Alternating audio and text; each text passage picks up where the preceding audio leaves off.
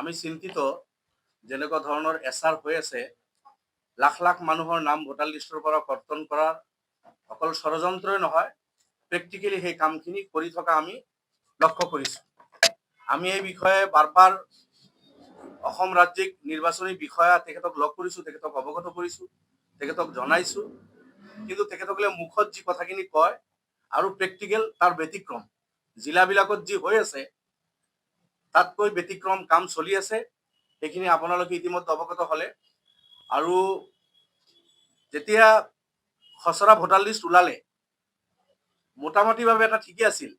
এই 4-5 লাখ মানুহৰ নাম যে ভোটাৰ লিষ্টৰ পৰা বাদ পৰিলে, সেইখিনি হয়তো ক্লেইম কৰাৰ এটা সুবিধা ওলাই গৈছিল। ইয়াতে বিজেপি RSS বা যিসকলৰ আৰু মতলব আছে তেখেতসকলে সন্তুষ্ট নাথাকি লাখ লাখ মানুহৰ নাম কেনেকে 30 লাখ 45-40 লাখক টাৰ্গেট কৰিব পাৰি, তেনেকুৱা ধৰণৰ এটা খোলা খুলি ষড়যন্ত্ৰ চলি আছে। আৰু এই কথাটো আপোনালোকে বিজেপি দলৰ সভাপতিৰ যিটো আপোনাৰ তেখেতসকলৰ ভিতৰুৱা মিটিং আছিল, এই মিটিংটো তেখেতক যিটো প্ৰত্যাহ্বান জনোৱা হৈছিল যে আপুনি এইটো জাৰি কৰক, আপোনালোকৰ যিটো ভিডিঅ' কনফাৰেন্স হৈ আছিল, যদি সাহস আছে ভিডিঅ' কনফাৰেন্সটো আপোনালোকে অসমৰ জনগণক শুনাই দিয়ক কি পৰিকল্পনা কৰিছে। এতিয়ালৈকে কিন্তু তেখেতসকলে এই ভিডিঅ' কনফাৰেন্সৰ ৰেকৰ্ডিংটো তেখেতসকলে আপোনালোকৰ হাততো দিয়া নাই বা অসমৰ জনগণক জনোৱা নাই। ইয়াৰ দ্বাৰা নিশ্চিত হৈছে বিজেপিৰ যিটো ষড়যন্ত্ৰ আছিল, লাখে লাখে ভোট কাটি এক নম্বৰী ভোট জেনুইন ভোটাৰ সকলৰ ভোট কাটি আৰু 2 নম্বৰী ভোট টুৰিষ্ট ভোটাৰ, বিজেপিৰ ভোটাৰ অন্য ৰাজ্যৰ পৰা বা অন্য জেগাৰ পৰা আনি ইনক্লুড কৰি তেখেতসকলে সন্মুখত আহি থকা নিৰ্বাচনী বৈতৰণি পাৰ হোৱাৰ কাৰণে যিটো ষড়যন্ত্ৰ কৰিছে সেইফালে লৈ গৈ আছে। এতিয়া আমাৰ কথা হ'ল বিজেপি এই ধৰণৰ ষড়যন্ত্ৰ কৰিবই। বিজেপিৰ পৰা আপুনি ভাল ইয়াতকৈ বেছি ভাল আশা কৰিব নোৱাৰে। কিন্তু অসম ৰাজ্যিক নিৰ্বাচনী বিষয়া এটা স্বতন্ত্ৰ বডি, বিজেপিৰ হাতৰ পুতলা হৈ তেখেতসকলে এই কামবিলাক কৰিব নালাগে। তেনেকুৱা ধৰণৰ কোনো কাম যাতে ডিষ্ট্ৰিক্ট ইলেকশ্যন অফিচাৰসকল বা ৰাজ্যিক নিৰ্বাচনী বিষয়া তেখেতসকলে বিজেপিৰ জালত ভৰি দি তেখেতসকলে কৰা পৰিকল্পনা বাস্তৱায়িত নকৰে, তাৰ কাৰণে আমি তেখেতসকলক আহ্বান জনাইছোঁ আপোনালোকৰ যোগেদি। আৰু যদি তেনেকুৱা কৰে আমি নিশ্চিতভাৱে আইনৰ কাষ চাপিম, আইনৰ কাঠগড়াত তেখেতসকলক আমি থিয় কৰাবলৈ বাধ্য হ'ম। সেইফালে আমি চিন্তা চৰ্চা কৰি আছোঁ। যোৱাকালিও আমি লিগেল চেলৰ মিটিং লৈছোঁ। ইতিমধ্যে আপোনালোকে দেখিছে লাখ লাখ মানুহৰ নামত ফৰ্ম 7 ফিল আপ কৰি, অৰ্থাৎ ভোটাৰ লিষ্টৰ যিটো ইপিক নাম্বাৰ আছে সেইটো হৈ একেবাৰে সমূলে তেখেতসকলৰ ভোটাৰ কৰ্তন কৰি 7 নম্বৰ ফৰ্ম কৰি তেখেতসকলক কেঞ্চেল কৰাৰ lakh lakh form fill up কৰাইছে VLO সকলৰ দি জবৰদস্তি। বুথ লেভেল যিসকল অফিচাৰ আছে সেইসকলৰ ইচ্ছা নথকা সত্ত্বেও আমি বিভিন্ন জায়গাৰ পৰা খবৰ পাইছোঁ, ইলেকশ্যন বিষয়া, ডিষ্ট্ৰিক্টৰ ইলেকশ্যন বিষয়া বা ADC যিসকল দায়িত্বত আছে এখেতসকলে বাৰবেলি তেখেতসকলক ইনষ্ট্ৰাকশ্যন দি, ভয় ভাবুকি দি, চাকৰি খাম বুলি ভাবুকি দি তেখেতসকলৰ হতুৱাই এনেকুৱা অনৈতিক কাম কৰাই আছে, যাৰ কাৰণে লাখ লাখ মানুহৰ ফৰ্ম 7 ফিল আপ কৰি ইতিমধ্যে তেখেতসকলৰ নামত নোটিছ জাৰি কৰিলে আৰু বিভিন্ন জায়গাত হিয়াৰিং চলি আছে। আৰু উপৰঞ্চিভাৱে 2 নম্বৰী কমপ্লেনাৰ প্ৰস্তুত কৰি সেইসকলৰ হতুৱাই জেনুইন ভোটাৰৰ নামত কমপ্লেইন কৰাইছে, গাইডলাইন ভায়োলেট কৰি। কমপ্লেনাৰ কোন হ'ব পাৰে সেইফালে কোনো দৃষ্টি দিয়া নাই। এজন কমপ্লেনাৰে কিমান কমপ্লেইন কৰিব পাৰে তাৰ প্ৰতি কোনো লক্ষ্য নিৰ্বাচনী বিষয়াসকলে কৰা নাই। এজন কমপ্লেনাৰে শ মানুহৰ নামত কমপ্লেইন কৰিছে। তাৰ এটা জ্বলন্ত উদাহৰণ আপুনি চাওক, মোৰ হাতত আছে। পুৰণি আপোনাৰ যমুনামুখ সমষ্টি আছিল, বৰ্তমান বৰমপুৰ সমষ্টিৰ এটা অংশ।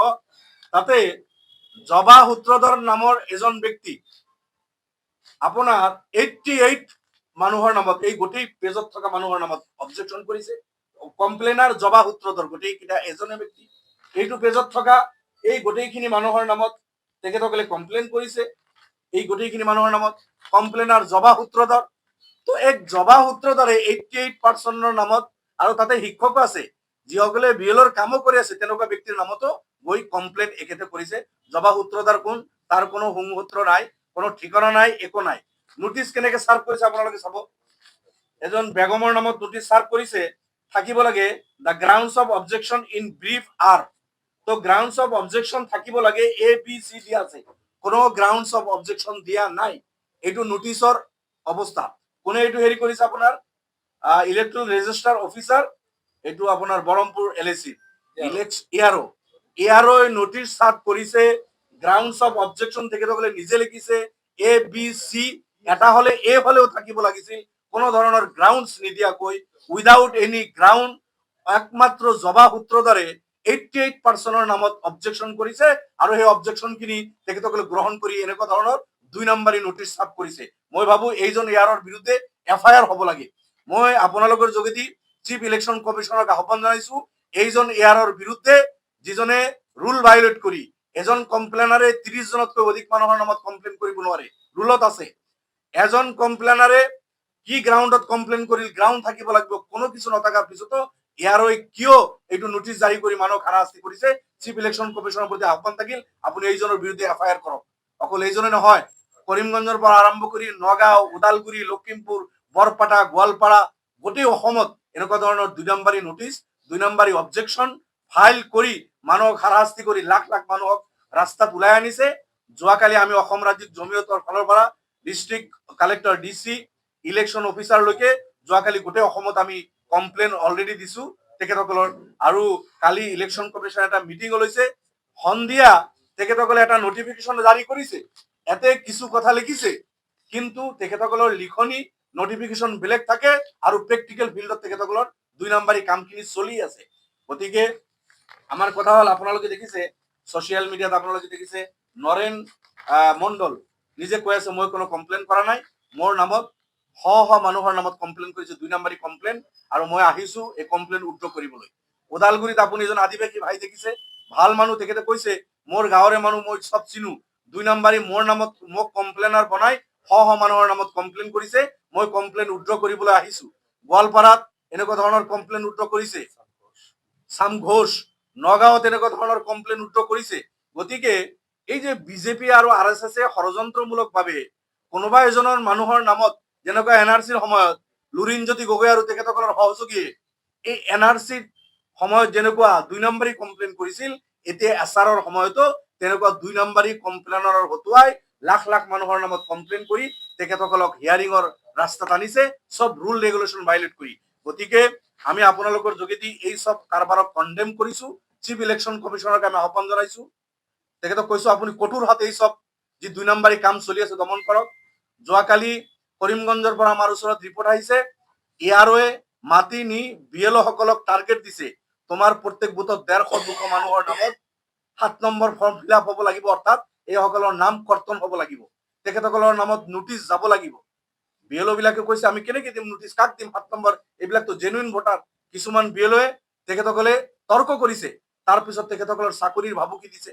DC অফিচত আমাৰ AUDF দলৰ প্ৰতিনিধি দল গৈছে, DCৰ লগত বহিছে, DCৰ লগতো কথা হৈছে, DCয়ে কৈছে ঠিক আছে এইখিনি আমি চাম। তো এই গোটেই অসমত ইন শৰ্ট গোটেই অসমত এই সব 2 নম্বৰী চলি আছে। আপোনালোকৰ যোগেদি ইলেকশ্যন কমিশনক আমি আহ্বান জনাইছো, আপুনি গোটেই অসমৰ এই খবৰখিনি আপুনি ৰাখক, আৰু যিখিনি 2 নম্বৰী কমপ্লেইন হৈছে গোটেইখিনি বাতিল কৰক। আপুনি বাতিল কৰি জেনুইন ইণ্ডিয়ান চিটিজেন যিসকলৰ নাম ভোটাৰ লিষ্টত ইনক্লুড আছে সেইসকলৰ নাম যাতে কৰ্তন নহয়, আৰু 2 নম্বৰী টুৰিষ্ট ভোটাৰ বিজেপিক লাভ কৰাকৈ কোনো অন্য ৰাজ্যৰ পৰা আহি মোৰ ঘৰত, আপোনাৰ ঘৰত, কাবাৰ ঘৰত ভোটাৰ লিষ্টত যাতে নাম ইনক্লুড কৰিব নোৱাৰে, এইখিনি দৃষ্টি ৰাখক। ইয়াতকৈ যদি ব্যতিক্ৰম হয়, চিফ ইলেকশ্যন কমিশনাৰ, ডিষ্ট্ৰিক্ট বিষয়াসকল আইনৰ কাঠগড়াত তেখেতসকলে থিয় হ'ব লাগিব। তাৰ কাৰণে কিন্তু আমি বা অসমৰ জনগণ সবেই প্ৰস্তুত আছে। তো আমি আশা কৰিম ইলেকশ্যন কমিশনে এই কথাখিনি গুৰুত্ব সহকাৰে লৈ কামখিনি সঠিকভাৱে কৰিব। Thank U.